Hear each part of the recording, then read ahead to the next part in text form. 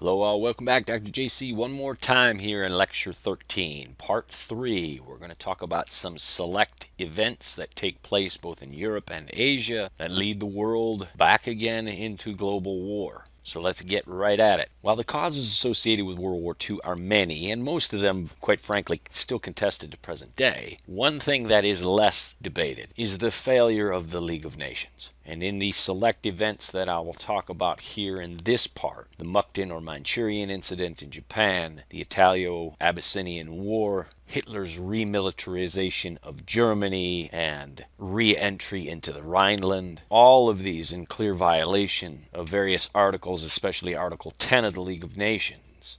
And yet, as will be seen, in each incident, the League did basically nothing, and thus Wilson's hope that this body could intervene, mitigate, tamper down, or weaken imperialist impulses by various nations proved itself to be an ideological pipe dream. The salient shortcoming of the League of Nations, and some would argue today the same salient shortcoming of a United Nations, is its inability to enforce anything its member states ask others to do. All the League of Nations could do was ask individual nation states to behave a certain way. They couldn't make them behave. They had no military to force or enforce their requests or provisions. So let's jump now to this first major incident, the Mukden or Manchurian incident that happens in the Far East. The Mukden incident was, for all intents and purposes, a ginned up or staged event that took place by the Japanese military as a way for Japan to formally invade Manchuria, or at the time what was known as northeastern China, thereby extending their territorial gains on the continent beyond Korea, which they had already annexed in 1911.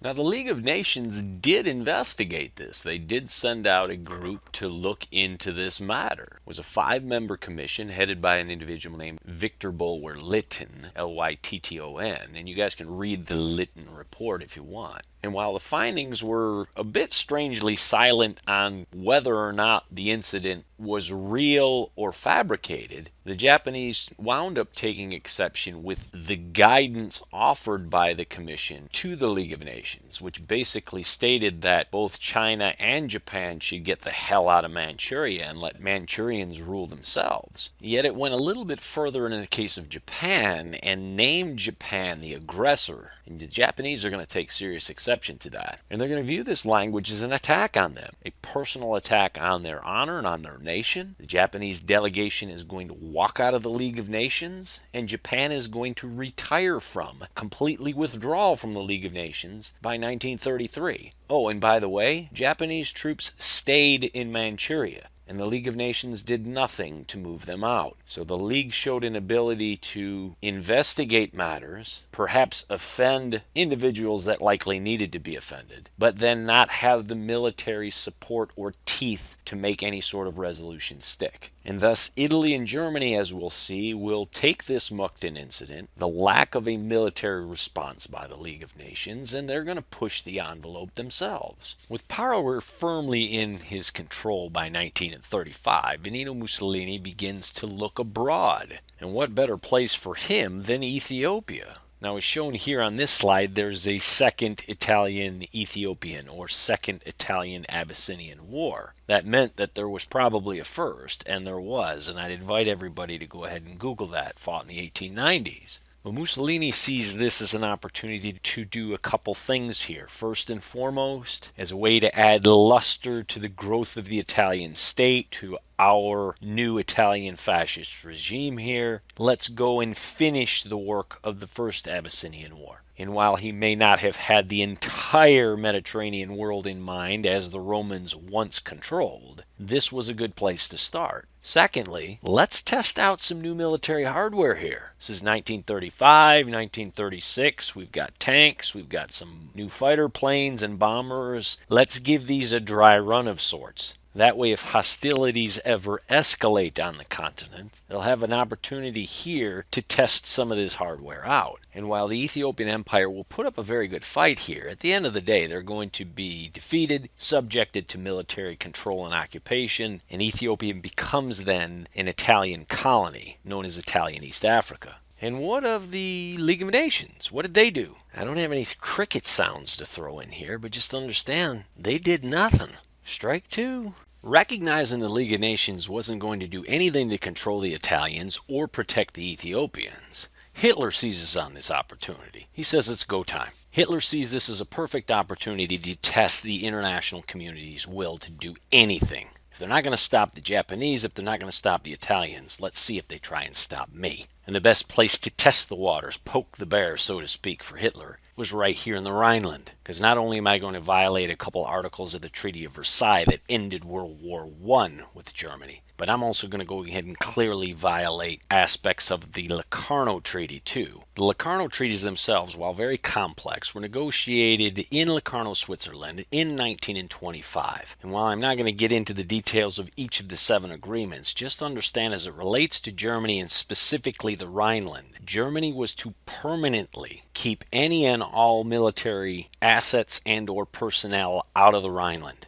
This was deemed absolutely essential by folks in France and Great Britain because if Germans ever remilitarized this very rich agricultural land and bordered on resource-rich industrial lands, Alsace and Lorraine, that the Germans would have easy access to strike France with little to no advance warning. And therefore Hitler said, look, I'm going in here and I'm going to remilitarize this. And we'll see how strong or perhaps weak Europe's leaders are right now. Because if they let me get away with this, why not push the envelope further? As you all likely know and or have guessed, the League of Nations isn't going to do anything. And thus Hitler's remilitarization of the Rhineland serves as a first step, a springboard for further German action, for Hitler's designs to bring all German-speaking peoples under his control. Before talking about Hitler's next moves into Austria and Czechoslovakia, and or his negotiations with Stalin, I want to talk briefly about Spain and the Spanish Civil War, and also jump back out to the Far East to find out what's happening in Japan. Thus, much happening in the early and mid-1930s, all the while the United States sitting on the sidelines and, as we'll see, declaring their neutrality once again. The Spanish Civil War is one of those really important events, and it pains me to somewhat gloss over it here, but I guess it's the nature of these survey courses. I really would ask that everybody take a minute and research, or at least Google, the Spanish Civil War, because for all intents and purposes, it winds up being a proxy war. And I think an argument could be made that World War II in some ways really started here in 1936 in Spain. While it was clearly an internal fight between Republicans or Loyalists and nationalists, the prior more left-wing oriented, more socialist or communist oriented, the latter more capitalist, although fascist, under General Francisco Franco, and thus right-wing, so very left-wing, right-wing orientation. And ultimately what happens, it's the outside backing of these forces that makes the Spanish Civil War a proxy war, or basically a larger European war. As an example, the Germans and Italians, both led by fascist dictators, right-wing dictators, they are going to support another right-wing dictator here in the form of Francisco Franco and the nationalist movement. And as German and Italian hardware, planes, tanks, munitions pour into Spain and are used by Franco's nationalist forces, the Russians and French and others are going to support the Republicans or Loyalists in opposition to Francisco Franco. So just as we're going to see the French and Russians ally eventually with one another against the Germans and Italians in World War II, it's already taking place right here in Spain. Before we pivot next to the Far East, to find the Japanese deciding to go ahead and throw down against the Chinese once again in the Second Sino-Japanese War, and before we then come back to Hitler's designs on unifying all German peoples, I wanted to offer this interesting sidebar here as it relates to America and the Spanish Civil War.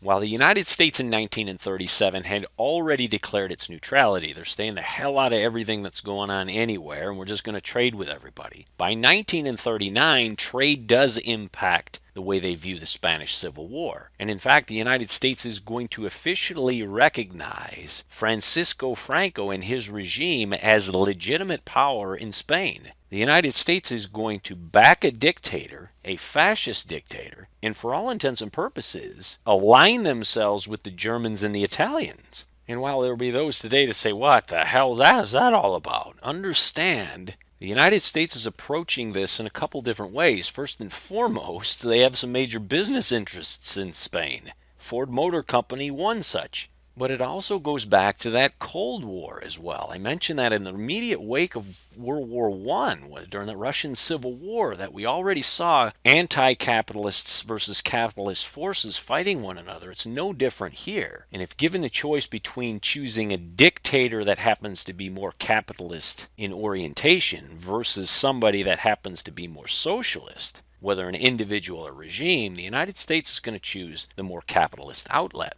And whether and how this perhaps maybe emboldened the Japanese or the Germans or Italians, that's subject to a lot of debate. But the United States is going to back the Francisco regime here via international recognition. So let's pivot from one civil war in Spain out here to another civil war in China. Last we were out here in the Far East, we talked about Mao Zedong versus Chiang Kai-shek, communist versus nationalist forces, and they decided to call a truce for a while because of an outside party. Enter Japan in the Second Sino-Japanese War.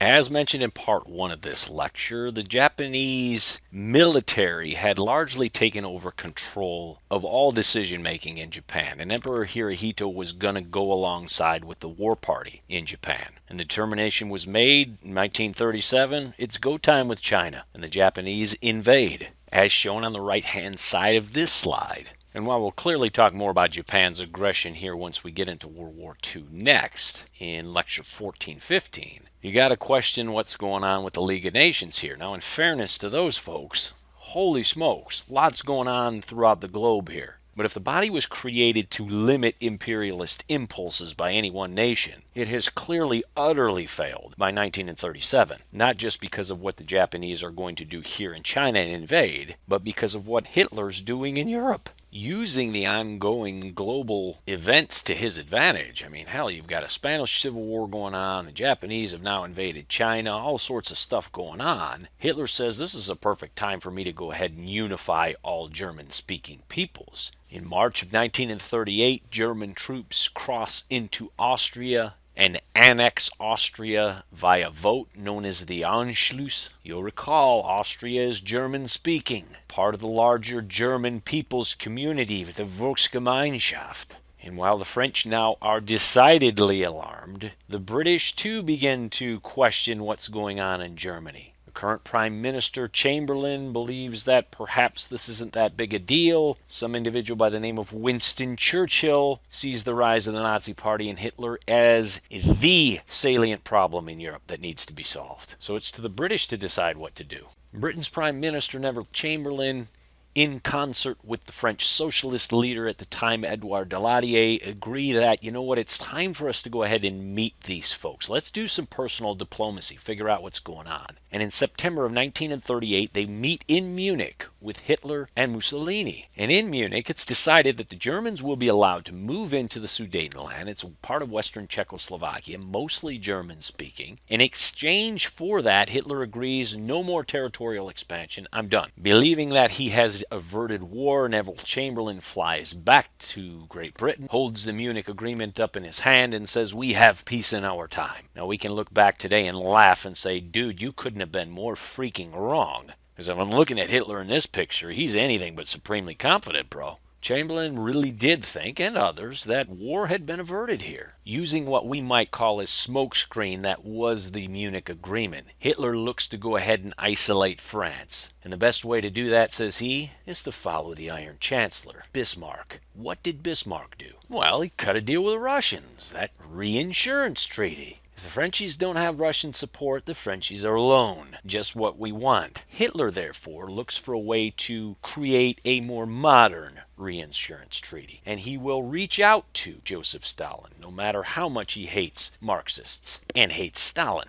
and this is a way to diplomatically isolate France and perhaps gobble up parts of Poland. Hitler would like it all, but he recognizes that the Russians probably want some too. He gets Stalin and the Russians to agree to a non-aggression pact. Germany and Russia will not fight one another. In fact, they'll work together to try to carve up Eastern Europe amongst themselves. And within a week of this deal being inked, Hitler's going to invade Poland, and World War II will commence. We'll turn to that next in Lecture 1415.